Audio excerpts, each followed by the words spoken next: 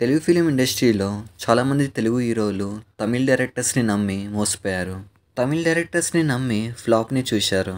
అసలు ఆ తమిళ్ డైరెక్టర్స్ ఎవరు? ఆ ఫ్లాప్ మూవీస్ ఏంటో ఈరోజు ఈ వీడియోలో తెలుసుకుందాం. నెంబర్ 1 మురుగదాస్. ఏఆర్ మురుగదాస్. ఇతను ఒక ఫేమస్ తమిళ్ డైరెక్టర్.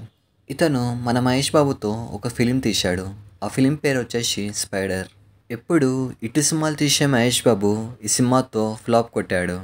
చెప్పాలంటే మురుగదాస్ మూవీస్ వచ్చేసి బాగానే ఉంటాయి.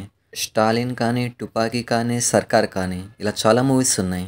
కానీ మహేష్ బాబు ఇంకా మురుగదాస్ ఇలా కాంబో అనేది సెట్ కాలేదు.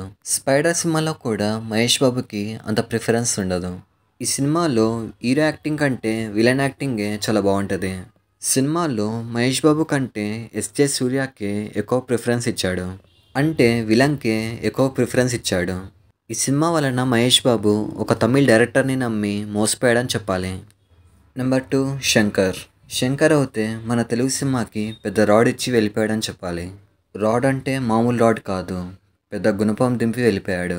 గేమ్ చేంజర్ సినిమాని శంకర్ మర్చిపోతాడేమో కానీ రామ్ చరణ్ ఫ్యాన్స్ అయితే మర్చిపోలేరు. త్రిబుల్ ఆర్ లాంటి బ్లాక్ బస్టర్ కొట్టాక రామ్ చరణ్ ఈ మూవీని తీశాడు. చెప్పాలంటే గత 10 సంవత్సరాల్లో డైరెక్టర్ శంకర్కి ఒక సూపర్ హిట్ మూవీ కూడా లేదు. అలాంటిది డైరెక్టర్ శంకర్ని నమ్మి రామ్ చరణ్ ఒక ఛాన్స్ ఇచ్చాడు. కానీ శంకర్ ఏమో ఏదో తీద్దామని ఇంకేదో తీశాడు. చెప్పాలంటే ఒక సినిమా టైంలో ఇంకో సినిమాని తీయకూడదు. కానీ శంకర్ ఏమో గేమ్ చేంజర్ సినిమా తీస్తూ భారతీయుడు 2 కూడా తీశాడు. ఒకే టైంలో ఒకే సినిమాని తీసినట్టయితే ఈరోజు game changer cinema super hit అయ్యేది.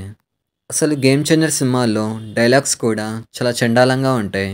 ఐఏఎస్ అని, ఐపీఎస్ అని ఏదేదో డైలాగ్ కొట్టాడు. సినిమా ఎండింగ్లో ఒక డైలాగ్ ఉంటుంది. స్విగ్గీయే స్కూటర్ పైన వస్తుంటే సీఎం ఏమో సైకిల్ మీద వచ్చాడని ఒక డైలాగ్ ఉంటుంది. దీనికన్నా క్రింజ్ డైలాగ్ చూపిస్తే లైఫ్ టైం సెటిల్మెంట్ అని చెప్పాలి. సినిమాలో డోప్ డోప్ అంటాడు, ఆధార్ కార్డ్ అంటాడు, ఇంకేదేదో అంటాడు.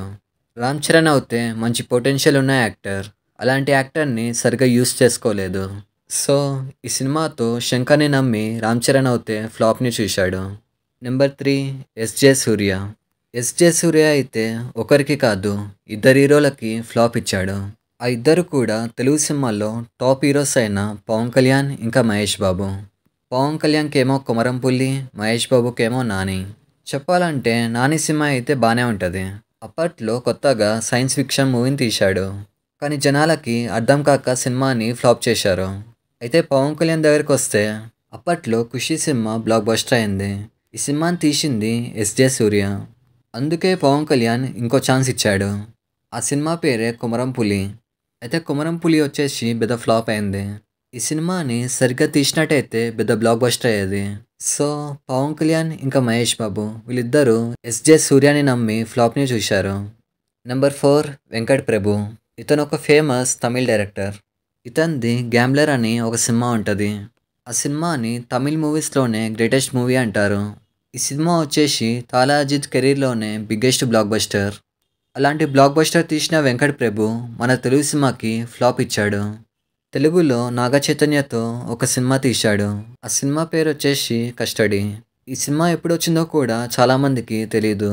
చెప్పాలంటే ఈ సినిమా ఉన్నట్టు కూడా తెలీదు. సో ఇది కూడా తమిళ్ డైరెక్టర్ సినిమానే. నెంబర్ 5 ఆనంద్ శంకర్. ఇతను విజయ్ దేవరకొండతో నోటా అని ఒక సినిమా తీశాడు.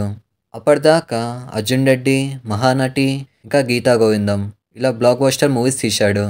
అలాంటి విజయ్ దేవరకొండకి నోటా సినిమా అనేది ఒక డిజాస్టర్గా మిగిలిపోయింది.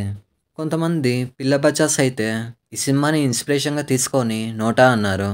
నోటా నేనెవరికి ఓట్ అయ్యా అన్నారు. అప్పట్లో ఈ సినిమాకి పెద్ద ఎలివేషన్ ఇచ్చారు.